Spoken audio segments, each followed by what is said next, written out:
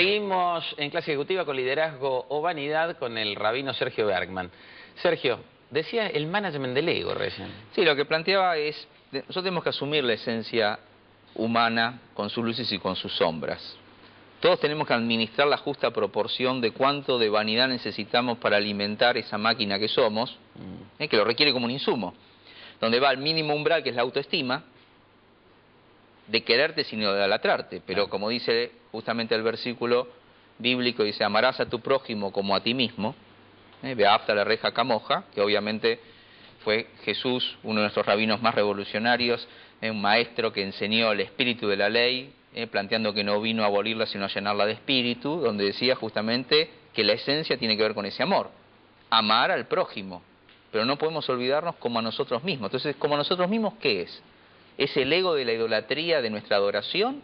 ¿O es que no podemos amar a otros sin tener el respeto por nuestra propia persona, la reverencia por el don de la gracia de la vida y de saber que si no nos cuidamos nosotros es muy difícil que podamos cuidar a los demás?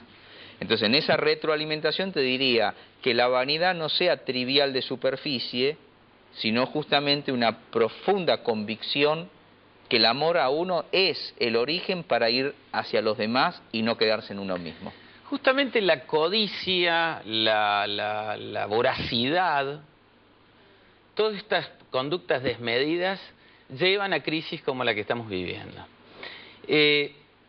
Tal vez el ser humano esté enfermo de una errónea eternidad, en el sentido que interpreta que la vida eterna es esta, cuando de esta vida lo único que podemos estar seguros es que no salimos con vida.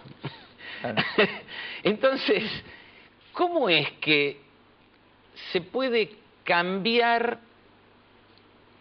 esto que parece a veces, la gente dice, está en esta sensación de apnea, ¿no? Como que algo pasa, Sí. ¿qué se puede cambiar? ¿Cómo se puede cambiar?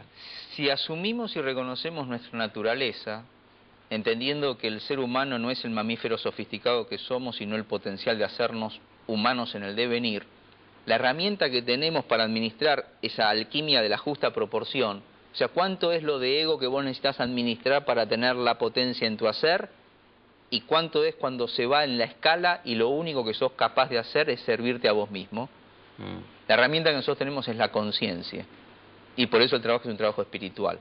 Y no me refiero acá ni a un dogma ni a una religión, sino a esa capacidad tan sabia de Oriente que nos enseñó cómo cancelar el ego como el objeto de veneración y tomarlo como un insumo que no nos consuma totalmente, sino que justamente permita prender ese fuego para poder dar calor, para poder iluminar y para poder trabajar.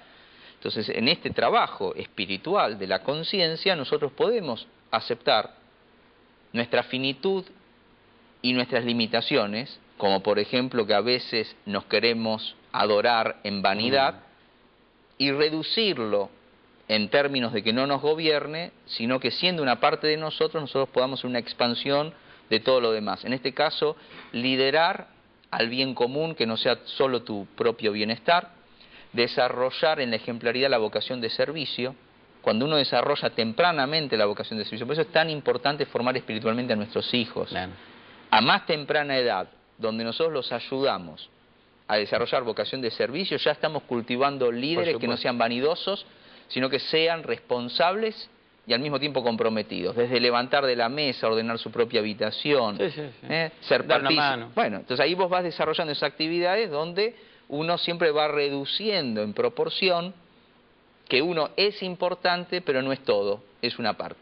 Sergio, hay una parte que es lo contrario a lo que se usa, a lo que se dice, a lo que sirve desde el punto de vista del poder, y que es un instrumento demagógico, es decir, el pueblo nunca, es decir, como que el pueblo no tiene ninguna responsabilidad, al final era algún malo que lo había dirigido mal y que bueno, ya se fue, el anterior era malo, ahora el que viene será bueno.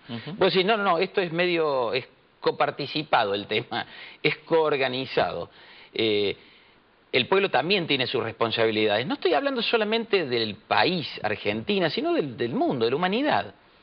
Por tus palabras siempre se deduce que atribuir responsabilidades a todos somos responsables, sin duda. Gobernantes y gobernados, líderes y liderados, ¿es así? Sin duda, porque entiendo que No somos culpables, pero sí responsables. Ya cuando usamos la palabra responsable siempre buscamos al culpable, pero en realidad responsable es el que responde por.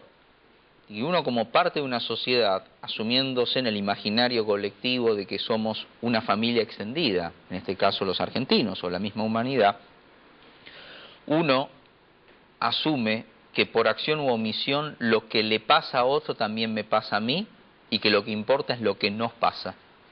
Donde no buscamos expiar a través de un culpable, sino justamente de asumir en la justicia y en la verdad la capacidad del perdón, que no es olvido, pero es la manera de avanzar.